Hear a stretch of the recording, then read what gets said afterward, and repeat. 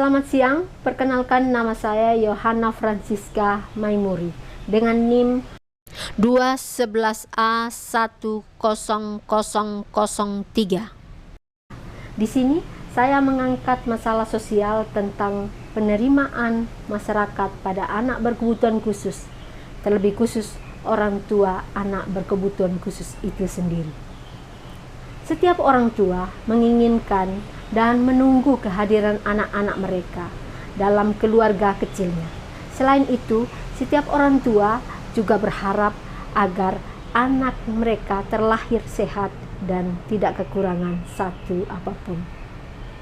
Namun ternyata kenyataan tidak semua sesuai dengan harapan. Untuk itu, tidak semua orang tua bisa menerima dengan mudah kehadiran anak mereka. Butuh yang namanya proses. Tetapi di masyarakat masih kita temukan bahwa masih ada orang tua yang belum bisa menerima kehadiran anak mereka sendiri.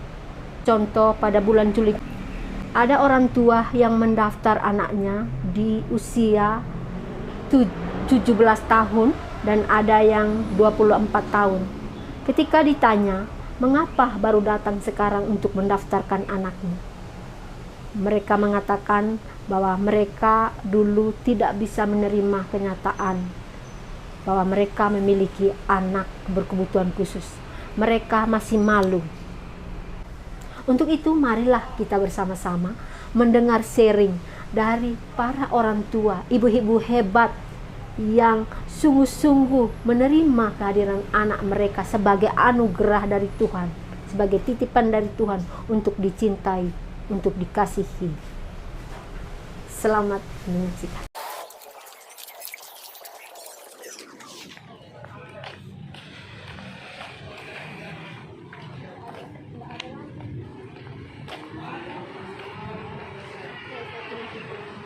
Selamat pagi Ibu. Selamat pagi, Apa Sister. kabar? Baik. Luar biasa. Sehat ya? Sehat.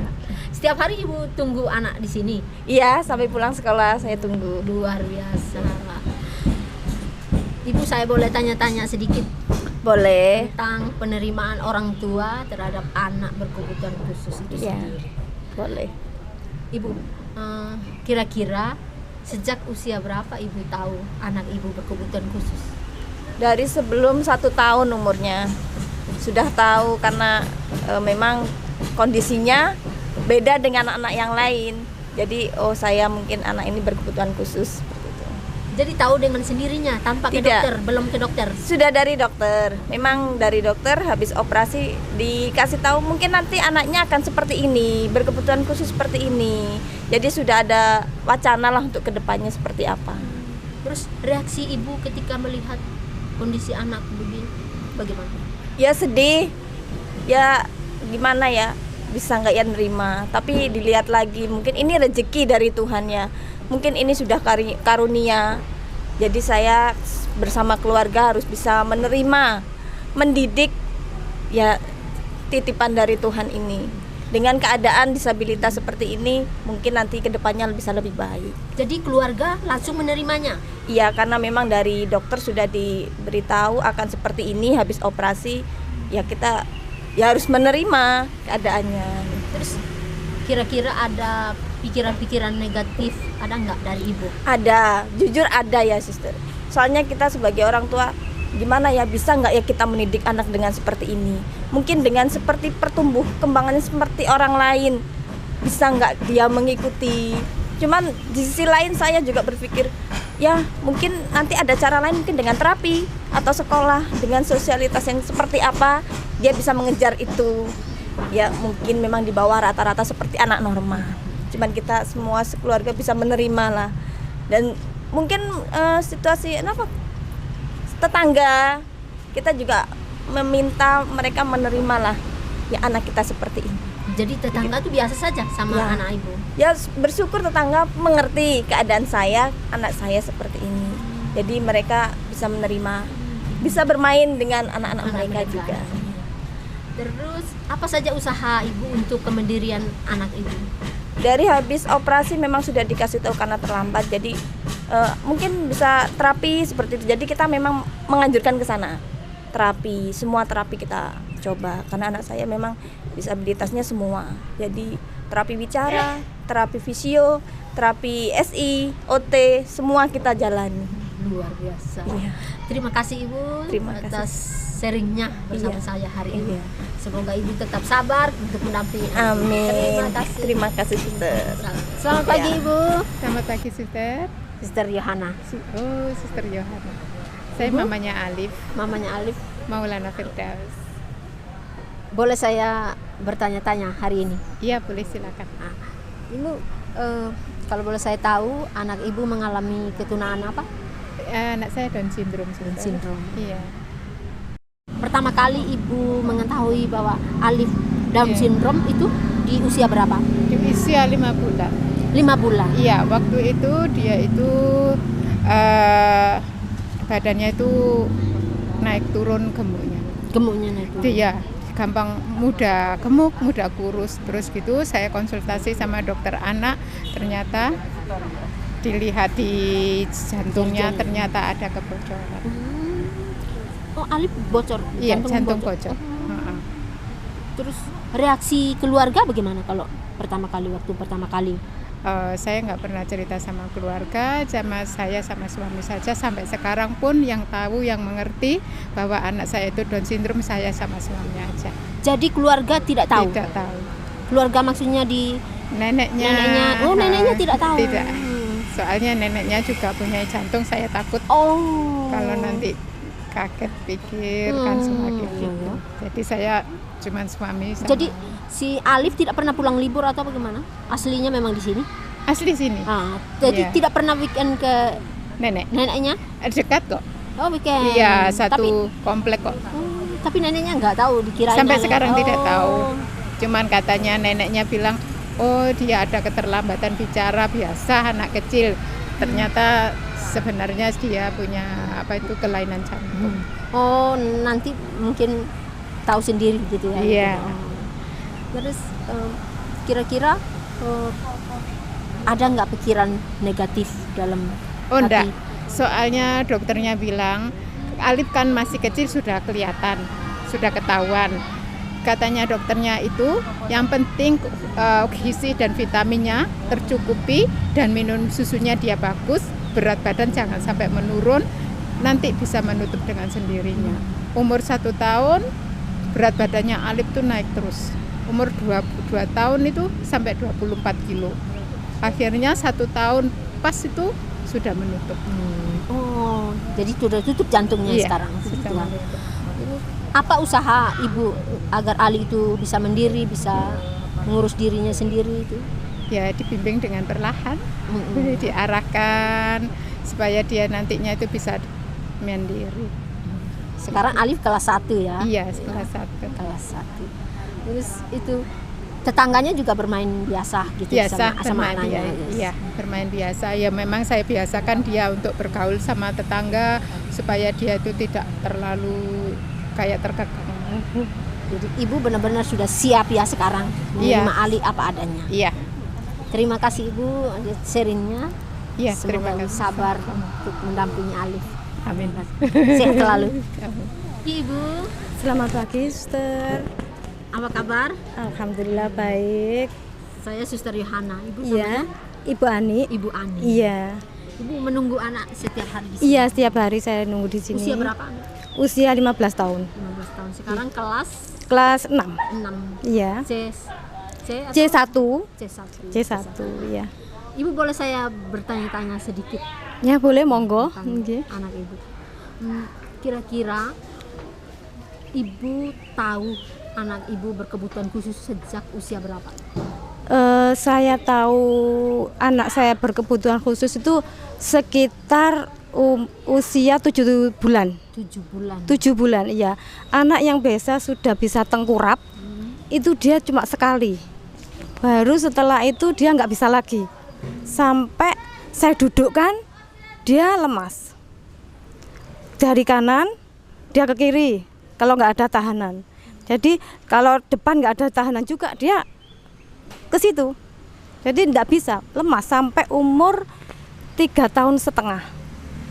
Baru saya cari-cari tempat konsultasi sama dokter rumah sakit umum RSU di sini, katanya itu suruh cari sekolahan YPAC. Itu lebih fokus, lebih bisa menangani anak untuk masing-masing, bukan yang banyak gitu. Nah, gitu katanya gitu. Terus ayahnya cari, kan ayahnya memang kerjanya kan di jalan. Lihat-lihat kok ada di gedung di sini tuh kok besar seperti sekolahan YPAC. Berusaha masuk, tanya-tanya, ternyata ada terapi. Waktu itu belum jalan. Belum bisa jalan, dia masih lemah-lemah gitu loh. Nah gitu. Terus saya dikasih tahu ke situ, saya ke sini langsung masuk ke fisio. Di situ saya diterapi sampai sekitar 3,5 tahun. Dia katanya ininya kan punggungnya lemas, ininya enggak ada tulangnya katanya gitu. Terus saya tetap berdoa, ya Allah, mudah-mudahan anak saya tetap masih bisa, saya tetap berusaha. Terus saya lihat kalau di terapian itu saya pulang, saya praktekkan di rumah. Ayahnya ya nabung titik-titik buat beli bola. Terus sama ayahnya dibelikan bola. Oh, caranya gini terus ya hari. Jadi waktu di sekolahan saya selalu merhatikan gurunya. Iya, gurunya prakteknya gimana, praktekkan di rumah. Alhamdulillah, selang beberapa tahun, mungkin rutin itu ya, kebiasaan itu dia mulai bisa tegak, mulai bisa enggak ditahan, cukup itu. Umur 3,5 tahun dia baru bisa jalan 1, 2 gitu. Terus malam hari jam 9 saya juga duduk di sini, kapan ya anak saya gitu. Ternyata dia bisa jalan pelan-pelan itu sampai 5 langkah. Itu saya nangis itu. Langsung bilang ke gurunya terapi, anaknya sudah bisa jalan, tapi di sininya kan sipi. Kakinya itu seperti bengkong gitu loh. Oh ya, dianjurkan untuk tanya-tanya mau beli sepatu gitu. Ternyata saya beli di sini kan dapat keringanan. Saya beli separuh itu, saya pakaikan itu, dapat 1 tahun dia bisa jalan. Gitu. Sudah lancar sekarang berarti. Alhamdulillah sekarang lancar. Lek dulu kan begitu ada depannya ada batu kecil aja, dia sudah tumbang. Iya, tumbang nggak bisa. Sekarang sudah kuat. Terus Ibu, reaksi Ibu waktu saat tahu bahwa anak Ibu berkebutuhan khusus itu bagaimana? Kaget atau sedih atau bagaimana? Wajar ya, sebagai orang tua saya sedih. Saya juga kaget, oh ternyata saya punya anak seperti ini. Begitu saya masuk di sini kok bukan anak saya saja. Di sini lebih banyak, lebih yang dari dia. Maka dari itu saya dulu belum masuk sini, saya juga sering nangis, orang sering mengucilkan saya gitu. Iya. Siapa yang mengucilkan? Di lingkungan tetangga itu, iya. Oh, seperti anak gila, kan dia koplok-koplok, lompat-lompat, teriak-teriak sendiri, loh. Itu dulu anak gila. Namanya orang tua siapa yang nggak nangis? Mesti saya nangis. Tapi ayahnya bilang, dah, sampean sing tahu, sampean sing ero sak bentinane arek, cukup mripate didukno nang isor, kupinge disumpeti. Cukup sampai naik wis. Gitu, ayahnya bilang gitu. Terus saya juga bilang, oh terus nyata ayahnya seperti ini, berarti kan ada dorongan dari keluarga juga. Akhirnya saya agak kuat. Ya sering dikucilkan orang, anaknya sering diginikan. Sampai sekarang? Sampai sekarang pun. Sampai sekarang berarti iya. belum. Sampai sekarang pun, tapi saya sudah kuat lah. Iya, saya gak bisa nuntut orang lain untuk ngerti keluarga saya. Cukup saya, gitu dok. Cuma saya kenalkan, cuma sosialisasi dengan teman-temannya di rumah kan ngaji, saya kumpulkan. Saya bilang ke anak-anak, maaf ya, saya punya anak seperti ini, saya mohon diterima, gitu dok. Saya nggak minta apa-apa, cuma mohon diterima anak saya. Terus akhirnya ya, udah biasalah, gitu. Luar biasa. Iya. Terus usaha Ibu tadi sudah cerita ya, sudah bawa ke terapi. Iya. Jadi Ibu merasa bahwa Ibu sudah melaksanakan tugas orang tua dengan sebaik-baiknya. Iya, karena saya gini, saya punya anak normal, terus saya punya anak seperti ini.